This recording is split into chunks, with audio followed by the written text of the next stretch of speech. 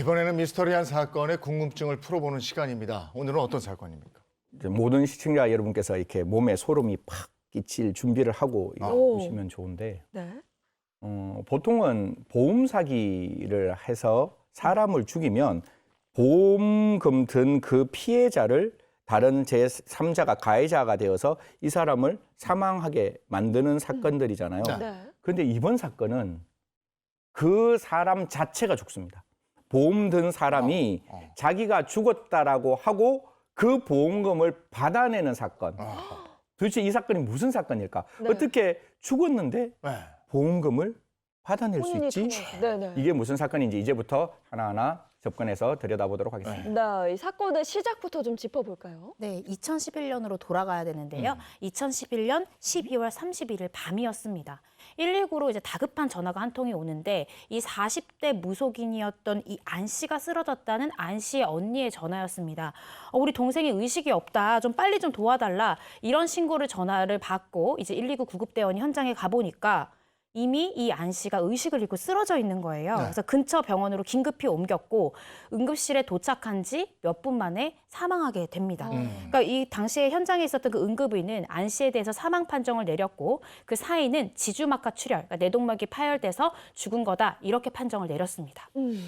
자, 여기까지 보면 아주 급박하게 돌아갔고 네. 사망이 확인이 된 거예요. 아니, 그 이후에 뭐 계속 수상한 일이 벌어지고. 그러니까요. 안 씨가 사망했잖아요. 네. 안 씨가 사망했다? 그런데 보통 사람이 급박하게 황망하게 사람이 사망을 하면 네. 보통 유족들은 그 황망한 사망을 기리기 위해서 예를 갖추어서 장례식을 치르게 되는 거잖아요. 네. 사실 뭐 3일장을 할 거냐, 4일장을 할 거냐, 5일장을 할 거냐, 특히 황망한 사건에 대해서는 조금이라도 많은 사람이 예를 지키기 위해서 그 장례 일수를 좀 늘리는 게 일반적인데 이 사건은 그게 아니었어요.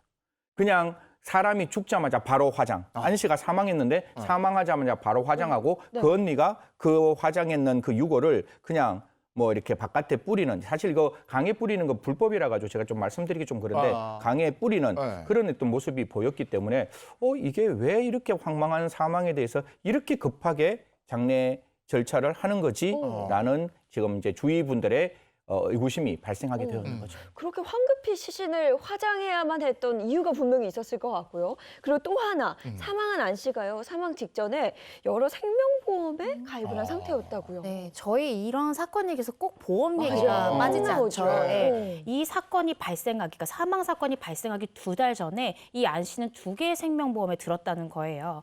그래서 만약 안 씨가 사망할 경우 이 2곳의 보험사에서 받을 수 있는 사망보험금이 무려 34억 원에 달했다라고 합니다. 근데 참 신기한 게 이 안 씨가 죽기 전 딱 2달치의 보험료만 냈다라고 하는 거예요. 그래서 사건을 좀 들여다보면 안 씨가 사망을 하니까 이 안 씨 가족들이 첫 번째 보험사에 1억 원의 보험금 청구해서 1억 원 받습니다. 그리고 이제 두 번째 보험사 33억이 달려있는 이 보험사의 보험금을 딱 청구를 했는데 이 보험사에서 뭔가 좀 수상한 거예요. 왜냐하면 이 보험금 수령 조건이 2달치를 납부한 사람에 대해서 그러니까 최소 수령 조건이 그랬던 거예요. 근데 신기하게 안 씨가 딱 2달치 내고 사망을 한 거죠. 네. 그러니까 보험사 직원은 뭔가 수상하다라고 생각해가지고 이거에 대해서 바로 지급을 안 하고 조금 자기들이 내부에서 조사를 시작을 하게 됩니다. 그리고 또 되게 수상하게 여겼던 게 하나가 이 33억짜리 굉장히 고액의 생명보험이잖아요. 그래서 매달 이 안 씨가 내야 되는 보험금이 무려 매달 124만 원에 달했다는 거예요. 근데 뒤에 말씀드리겠지만 뭐 안 씨가 사실은 비대허덕일 정도로 굉장히 어려운 상황이었는데 무속인이었고 네. 124만 원의 고액의 보험금을 부담한다. 딱 2달치만 냈다. 이거에 대해서 보험사는 의구심을 품었다라는 거고요. 또 시신이 사망한 다음 날 바로 화장이 됐잖아요. 네. 박사님 말씀 주신 대로. 그래서 이 보험사에서는 뭔가 이상한데 그 시신 자체가 바로 이제 그렇게 화장이 되다 보니까 어떠한 단서를 찾기가 당시에는 좀 어려웠다라고 합니다. 네. 그래서 이제 보험사가 경찰에 이런저런 것들을 제보했고 그다음에 경찰이 무속인 안 씨의 행적을 되짚어보기 시작하면서 뭔가 석연치 않은 게 나오기 시작했다는 거죠. 안 씨는 지금까지는 죽었잖아요. 네. 지금 병원에서 죽었고 네. 사인도 나와 있고 뭐 화장도 했고.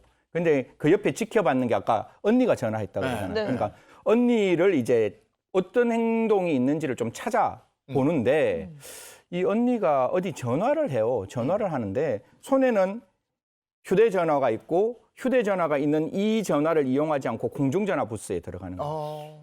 뭐지? 그래서 이거 이상한데요? 휴대폰이 있는데 그러니까. 왜 공중전화 박스? 이런 어떤 모습들이 보이게 돼서 분명히 휴대전화로 하지 않고 공중전화라는 건 익명성이 보장될 수 있는 거잖아요. 네. 그래서 익명성이 보장될 수 있는 공중전화에서 전화를 했다는 거는 이 언니의 행동도 분명히 어느 정도 문제가 있는 거 아니냐 이렇게 의심이 들게 되는 거죠. 네, 그리고 그로부터 몇 달 뒤에 보험사에서 또 뜻밖의 단서를 하나 발견하게 됩니다. 네, 이 부분이 저는 참 소름이 돋더라고요.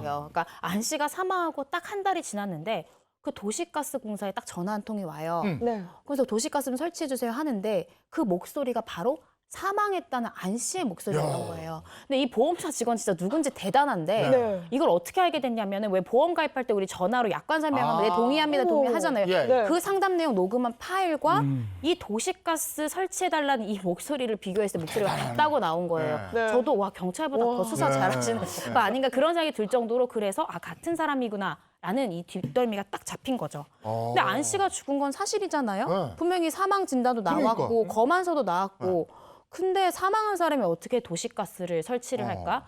딱 하나밖에 없는 거죠. 안 씨가 자신이 죽은 것처럼 다른 사람의 시신으로 사망 판정을 받았다. 이 결론밖에 안 나오는 겁니다. 그러면 사망한 줄 알았던 안 씨가 어디서 숨어 지내고 있다는 거예요, 지금? 네. 그러니까 이제 이 장소를 경찰은 찾아갑니다. 찾아가서 이렇게 똑똑똑 두드리니까 누구세요라고 네. 문을 탁 열 거 아니에요. 네.